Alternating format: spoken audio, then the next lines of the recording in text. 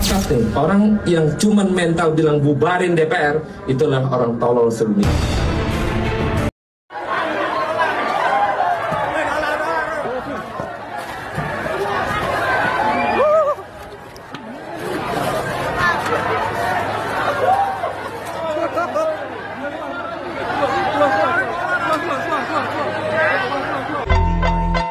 Guess who's back?